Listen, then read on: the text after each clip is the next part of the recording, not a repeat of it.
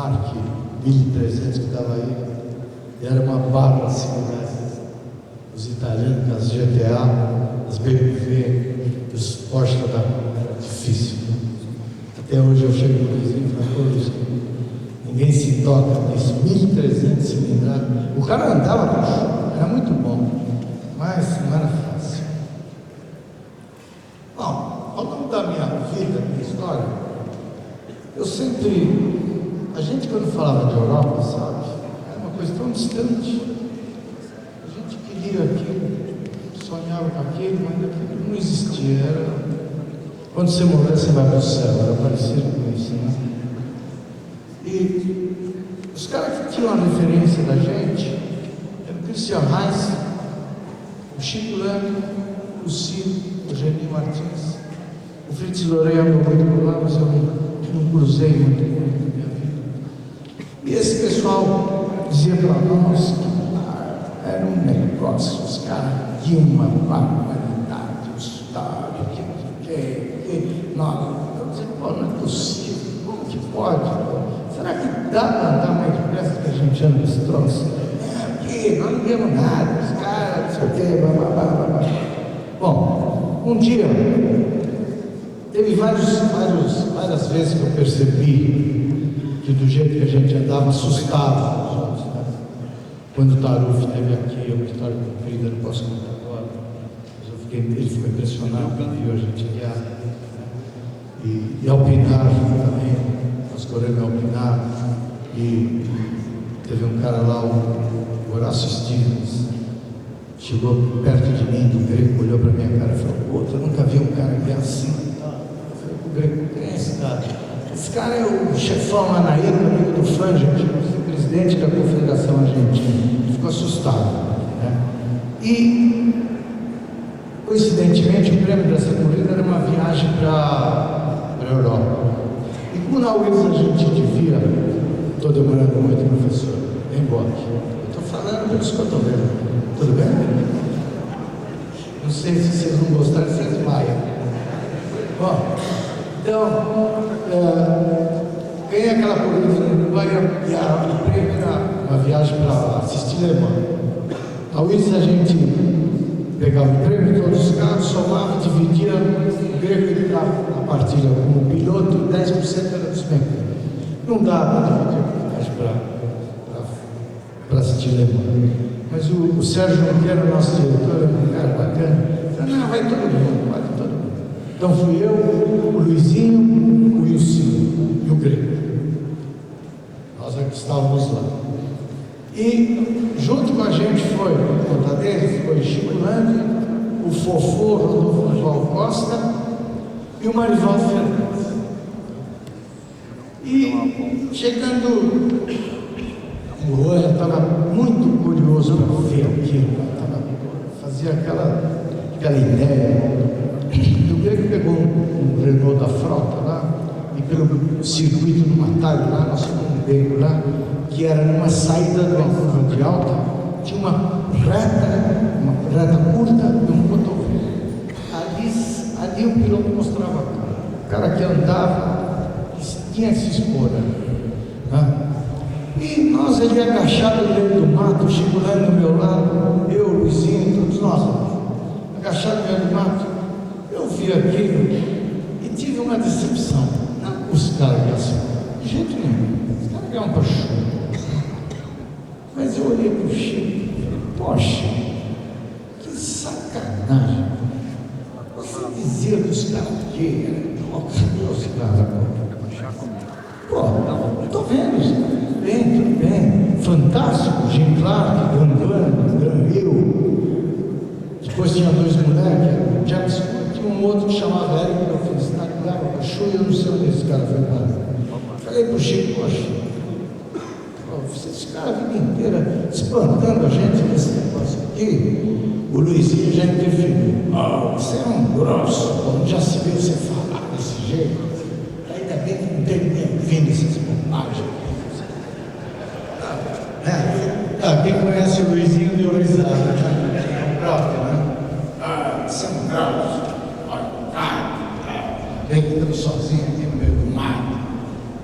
de alguns anos, o Emerson era campeão mundial, o Morro quase chegou lá, o Wilsinho estava na Brabham, ele mesmo montou no Fórmula 1, o Chiquinho montou no Fórmula 1, quer dizer, eu estava certo. Estava certo. Bom,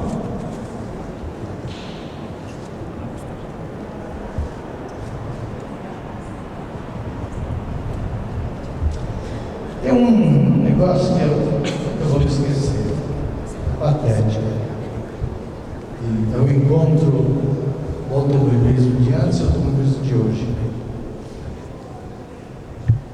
Quando a Ford lançou os Maverick, o Greco me convidou, eu não estava guiando mais. O Greco me convidou para guiar, o Santo guiasse, o Paulão, que era o piloto que ele sempre estava junto com ele, tinha quebrado as pernas, ele tinha sofrido um acidente de moto.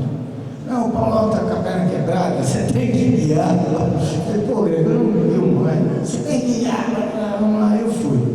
Fui com meu irmão também guiava para ele, no Dodge, a Lola, e nós somos os médicos, a Ford lançou os médicos, corrida. Eu e meu irmão tivemos tanta sorte que nós ganhamos 25 horas, os 500 quilômetros e ganhamos 1000 milhas. Mas o que eu quero contar para vocês é o episódio da 1000 milhas.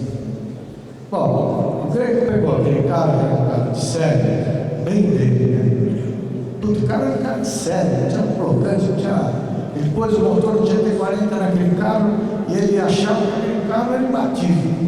Só tinha o Pedro Vitor, do Mário, tinha um Opala, do Berna, um motorzão, para trás, mais que o centro do carro, 6 marchas, guiando o Wilson, os dois guiavam muito bem, e o Pedro Vitor era a referência da gente.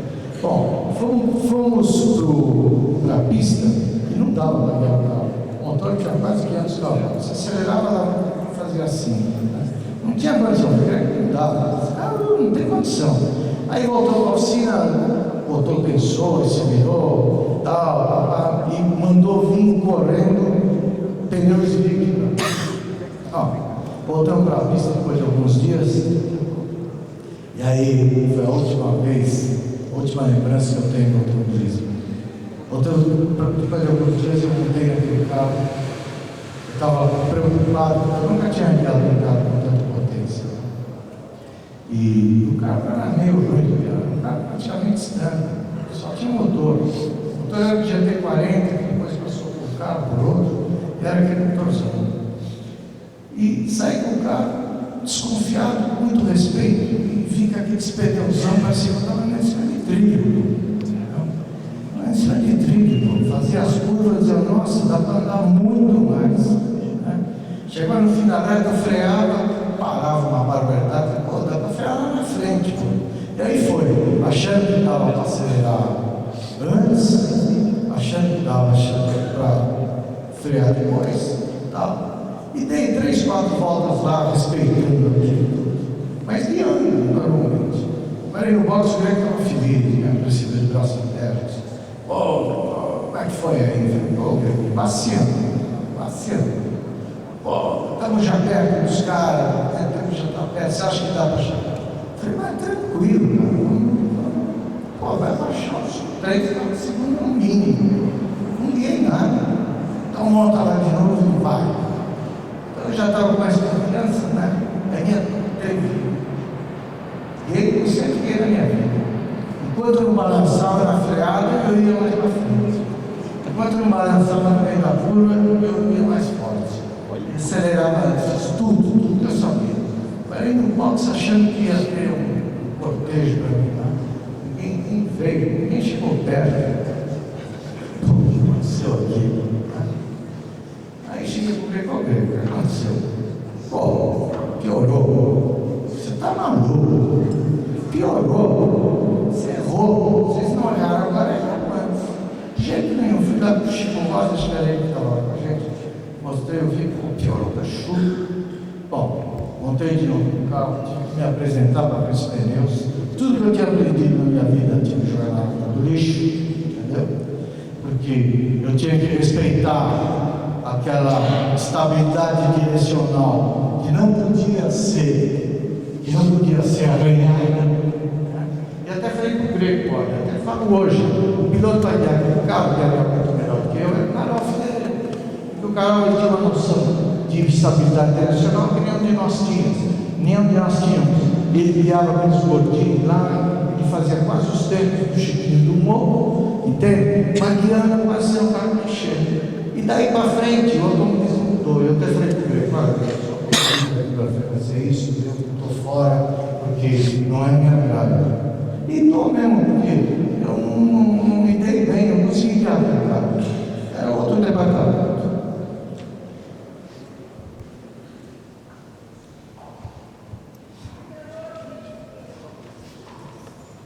Depois que o Emerson foi campeão mundial, ele fez uma coisa muito importante, porque a gente ia para a Europa, cada vez que eu fui para o Grego, a gente dizia para outros brasileiros, os caras nem davam bola para a gente. A gente ficava sentado no box lá em cima dos caixotes, e o Grego carteando, tem noção disso. Era uma coisa linda. Ninguém dava bola. E o Emerson conseguiu, predestinado, conseguiu cortar o arame grosso dessa cerca, e por onde passou um boi, passou uma boiada. E daí para frente, nós vencemos 8 campeonatos mundiais, 5 vezes a Indianápolis, fantástico, maior prova do mundo. A gente dá muita bola para 500 mil pessoas de público. Teve um momento em 1989, o Pierre era o presidente da CBA, eu estava lá ajudando ele. Eu me lembro que o Roberto Hugo Moreno era campeão mundial da Fórmula 3 vezes. O Raul Wesley era campeão mundial da protótipo. O Emerson estava ganhando o campeonato mundial da Fórmula Indy. E o campeonato mundial da Fórmula 1 estava sendo disputado pelo pequeno Ayrton. Os brasileiros estavam ganhando tudo. E ganharam tudo. Incrível. Porque foi um momento fantástico da nossa história.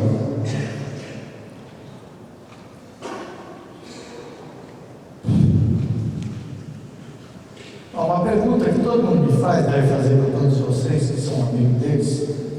Todo mundo tinha perguntado quem que era melhor, o Ayrton, o Emerson, né? Todo mundo quer perguntar isso, quem era melhor, quem era melhor. Então, respondendo isso que eu vou falar. O Emerson Fittipaldi, na minha opinião, foi o mais importante, porque se não fosse ele, sei lá se o destino dos brasileiros teria se desdobrado da forma que desdobrou. O Nelson foi outro predestinado, maior acertador da história. Ele deixou uma herança que até hoje é a cara da Fórmula 1. Ele que descobriu que esquentando o pneu com aquele cobertor elétrico dava vantagem. Ele descobriu que saindo fazia o pneu mole, trocando, parando no ponte. O Nelson criou o pit stop, essa estratégia aqui. Ele criou isso sozinho para se defender do Mansell. Se ele não tivesse alguma coisa que ele podia fazer a mais, ele ia se ferrar. Todo mundo sabe disso, ele fala disso toda hora. E vou repetir, interessante a história do Piquet, ele ter saído da câmera, né? O Alex Moreno, um pedacinho de chão lá no meio, quando saiu, todo mundo foi para lá. O Ayrton Senna é um caso diferente, né? O Ayrton era um fenômeno. E eu acho que ele morreu porque ele queria, porque ele era campeão mundial, ele estava andando na frente, e ele morreu arriscando até o último fio de cabelo, e é isso que ele fazia o tempo todo. Né? Então acho que era isso que ele queria. Mas porque eu acho que ele deixou para nós, todos brasileiros, lições de vida que vão ser sempre inesquecíveis. Porque nosso país é muito grande, o sujeito chega a viajar 2, 3 mil quilômetros sem cruzar uma fronteira, sem mudar de idioma. Se o cara anda 1000 quilômetros na Europa, ele muda 4 vezes de país, muda 4 vezes de idioma. Então, acho que por isso mesmo, até pela simplicidade do povo brasileiro, eu acho que o brasileiro não se dá conta de determinados princípios de patriotismo, de civismo. Fico triste quando eu vejo que o jogador brasileiro vai disputar uma Copa do Mundo, os caras não sabem cantar o hino nacional. É chato isso. E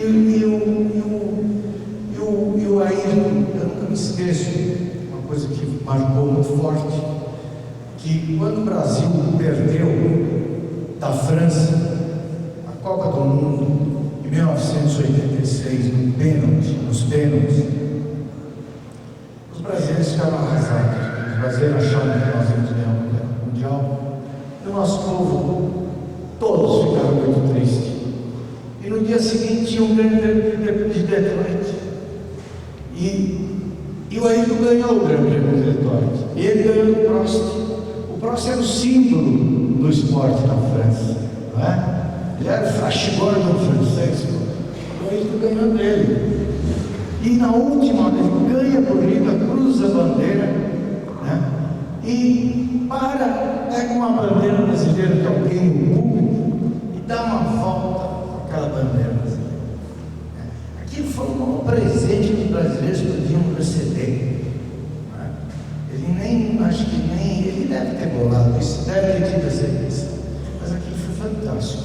E sempre que tinha uma vitória, ele se enrolava na bandeira, ele dava, quem criou esse negócio do piloto pegar uma bandeira e tal, eu acho fantástico, não sei se foi uma coisa. E quando ele morreu, o povo deu uma resposta para tudo isso, porque ele foi o brasileiro mais homenageado na sua partida.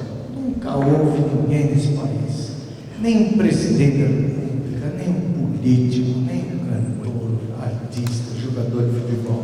Ninguém recebeu uma homenagem tão sincera, tão grande como a Ayrton recebeu. E deixou isso para nós. Ele ficou com o Ayrton Senna do Brasil e virou o herói nacional. Bom, acho que eu já falei muito. Você já deve ter cansado de me falar, eu já sei tanto falar. Eu queria, depois de viver tudo isso que eu vivi,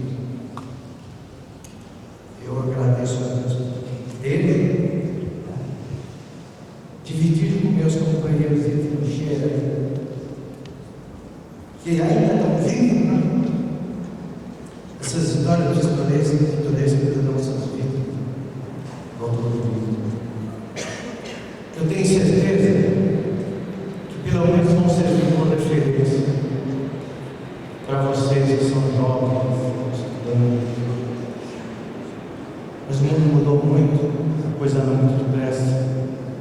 Vocês que são jovens, estudantes, os professores, precisam se dar conta que todos os dias a tecnologia dá mais um passo. E vocês são os primeiros a perceber que tem o privilégio de fazer parte aqui da FEI, importante fonte da sabedoria e formação dos talentos e gênios desse nosso país. Muito obrigado pela gentileza e desculpa pela tanto me estender.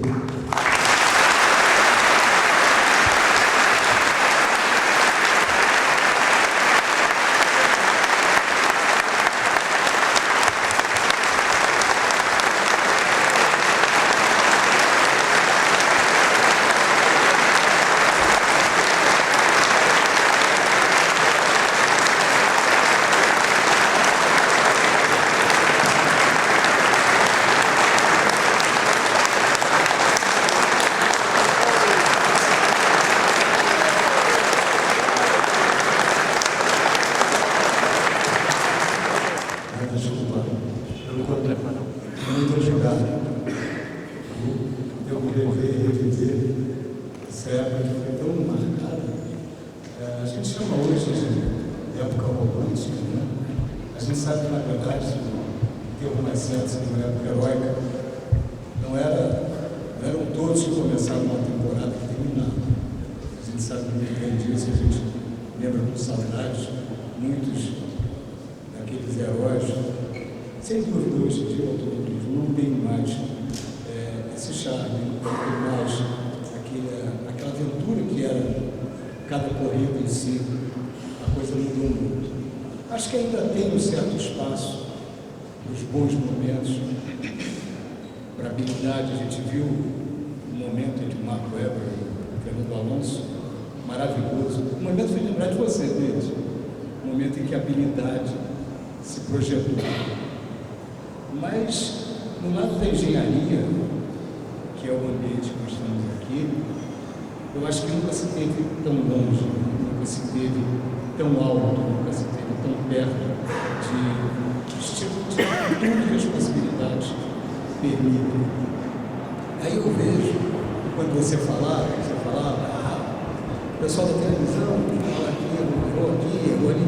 O pessoal da televisão está ligado a tudo. Então, eu falo, que pena, que nessa época que você narrou tão bem para a gente, fez a gente lembrar, a gente ainda não tinha televisão para mostrar para o Brasil inteiro, para o mundo inteiro, e ter gravado as imagens do que você fazia, do que todos os seus contemporâneos faziam, do que eram os carros. Estava conversando agora com o Chiquinho Lameirão, do lado da carreteira do Camilo, e ele fez um comentário interessantíssimo. Ele falou, olha, seria muito interessante ter uma réplica do que era essa carreteira no começo, que era em cima do que eram as carreteiras dos gaúchos, dos argentinos, aqueles carros altos, antiquíssimos, em cima de carros 48, pouquíssimas modificações, e se chegou a esse carro, você vai ver, já tem conceitos aerodinâmicos ali, que podem estar mais refinados, mas os conceitos já estão ali. Você vê esse carro inesquecível, quando veio aquela 1000 milhas, que veio uma Ferrari 512, o carro do Camilo descia reta junto com a Ferrari.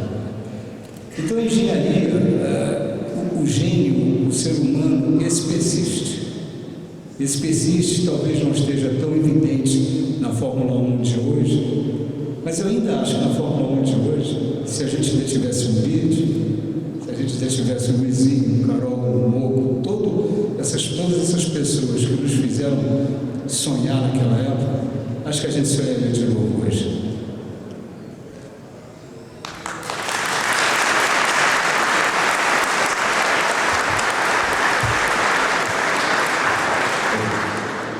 Bom, gente, quem está aqui teve uma oportunidade muito rara de ouvir da voz de um dos protagonistas, um dos grandes protagonistas da história do automobilismo brasileiro, a história completa do automobilismo. Não estou fazendo nenhuma sacanagem do Bird, porque ele falou demais, não é isso não, é que a gente ouvia essas histórias todas. E hoje eu ouvi tantas outras com o Bird e tantos outros encontros, é um grande privilégio, porque, de novo, ajuda a gente a entender onde o Brasil chegou no automobilismo, né? Eu discordo de algumas coisas do Bird, já falei isso com ele várias vezes, essa certa mistura que se faz às vezes entre esporte e patriotismo, né? Acho que quem me conhece bem sabe que eu prefiro deixar o patriotismo de um lado, o esporte do outro. Eu não acho que a gente tenha vivido nesses anos todos a honra, a glória brasileira, graças aos pilotos e tudo mais. Acho que o Brasil tem um monte de coisa para resolver, além de fazer piloto, de ganhar corrida. Mas, se a gente voltar um pouco atrás, para a época do Bird, para a época da Williams, para a época da Camber, né? A Camber, para quem não sabe, era a oficina do Alex e do Piquet em Brasília, que botou 3 pilotos na Fórmula 1, e a Williams botou 5 na Fórmula 1. Ali a gente tinha realmente o Brasil fazendo alguma coisa, né? A gente tinha brasileiros querendo se desenvolver, querendo aprender, querendo descobrir caminhos. de uma indústria que no Brasil não existia. A indústria automobilística brasileira é de 1956. O primeiro carro brasileiro saiu da fábrica há 50 anos, 53 anos. Então, eu acho que aí sim, acho que o Brasil alcançou muito rapidamente aquilo que se fazia na Europa, aquilo que se fazia nos Estados Unidos, que é um pouco da reação do Bird quando ele esteve na Europa pela primeira vez, vendo os caras, bom, esses caras não viram tanto assim, né? Porque acho que houve uma aceleração muito grande desse processo aqui no Brasil, graças a essas iniciativas, graças ao Willis, graças à Remag, graças à Câmara, graças às equipes independentes, né? Porque se aprendeu muito aqui, no autódromo de Interlagos, nas ruas, nas corridas de rua, em Piracicaba, em Petrópolis, em Araguari e tudo.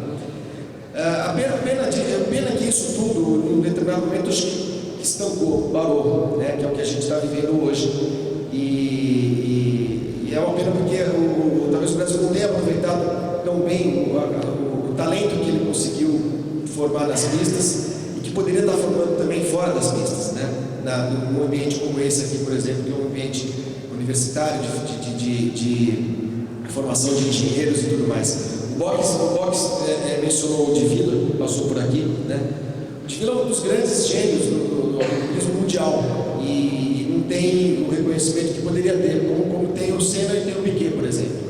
E eu acho que isso se configura numa certa injustiça do destino, talvez, né? O Brasil poderia ter muito mais gente fazendo isso, muito mais gente trabalhando nisso, ganhando a vida com isso.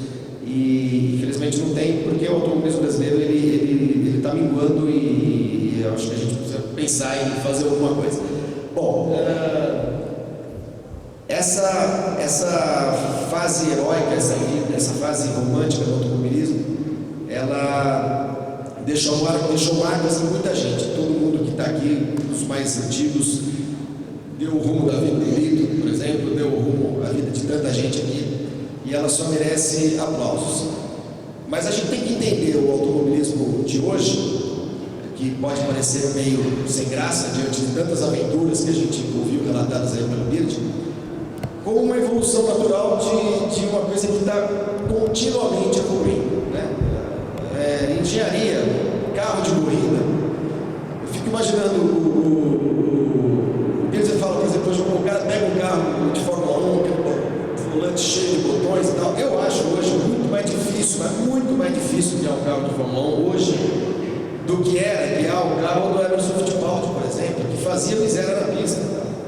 E por quê? Porque os limites do carro de Fórmula 1 hoje são muito além daquilo que se fazia com o carro de Fórmula 1 30 anos atrás. Aí as pessoas falam, o cara não precisa nem trocar de marcha. Eu falo, 30 anos atrás o cara só precisava trocar de marcha, basicamente, não precisava fazer mais nada.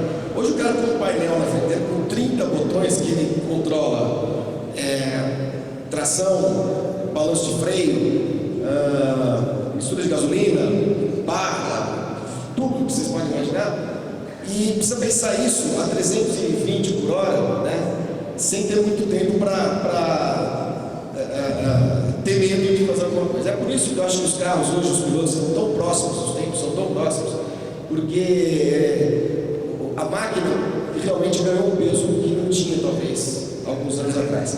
Eu costumo contar uma história, que eu acho que eu vou encerrar, porque eu acho que a gente ouviu tanta coisa do Bird que nada do que eu falar vai ter muita importância. Mas só para ter uma noção de como hoje o carro de Fórmula 1 é difícil de guiar, em 2002, você estava, né, Alex, ainda já como piloto do carro médico? Ainda não. Em 2002, em Imola, o Ferrari tinha um carro muito bom e tanto que ganhou aquele campeonato com folgas e tudo mais. E o Rubinho fez um tempo de volta na classificação excepcional. Fez uma volta daquelas que dificilmente alguém conseguiria bater. Faltava pouco tempo para acabar o treino, o Schumacher vai lá, vai para a pista e grava a pole position.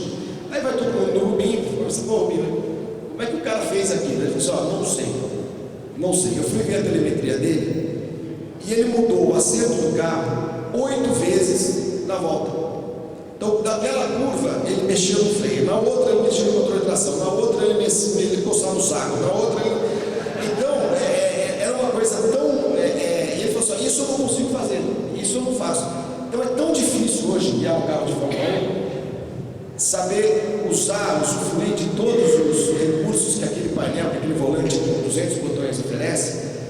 que eu acho que a gente deve valorizar sim tudo aquilo que se fez no passado, tudo aquilo que vocês todos construíram, mas não se deve tirar o valor do que esses pilotos fazem hoje, que é um trabalho excepcional, duro, difícil de fazer, né? Talvez até mais difícil hoje, mais no limite do que vocês faziam. Com a vantagem para o piloto atual, que o carro é mais seguro, que as pistas são mais seguras, que os pneus são melhores, os carros não quebram, né? Mas a gente deve entender, eu acho, no momento que o automobilismo hoje vive, no mundo, estou falando do Brasil, agora estou falando de automobilismo de ponta, como a evolução que honra aquilo que vocês fizeram no passado. É isso.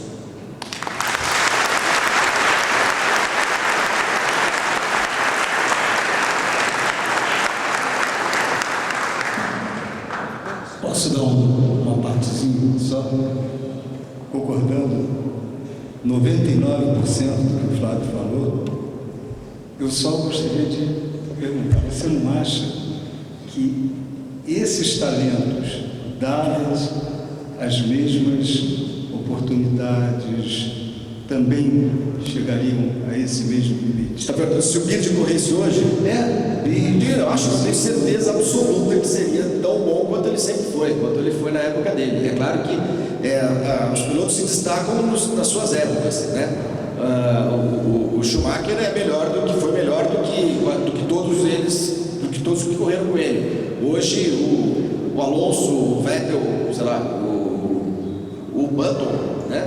São melhores. Eu não tenho dúvida. É a mesma coisa que dizer que o Pelé não jogaria bola hoje porque a marcação é forte. Os cabal, cara, ia driblar os caras do mesmo jeito, ia fazer gol do mesmo jeito, ia ser melhor do mesmo jeito. Então, isso eu acho que não. Acho que cada geração tirou do que tinha nas mãos o que podia, né? Mas o que não faz das gerações de hoje, que aparentemente tem mais facilidades, as gerações piores do que as gerações que vieram, que surgiram no passado. Legal, agora o que eu gostaria de dizer, que a melhor coisa que você falou, de tudo aqui, que eu junto a minha voz, faço coro, e gostaria de ouvir isso muito mais vezes, foi quando você falou sobre Ricardo Dias. Sem dúvida, é um dos nomes que a FEI, com certeza, tem orgulho de ter tido em seus quadros, e é um dos gênios não reconhecidos que a gente gosta tanto, nós brasileiros gostamos tanto de esquecer, gostamos tanto de valorizar. O Adrian Newey foi trainee dele, ele ainda é um guru do Adrian Newey. E Adrian Newey, quem não sabe, acho que todo mundo aqui sabe, mas vamos lá, é o engenheiro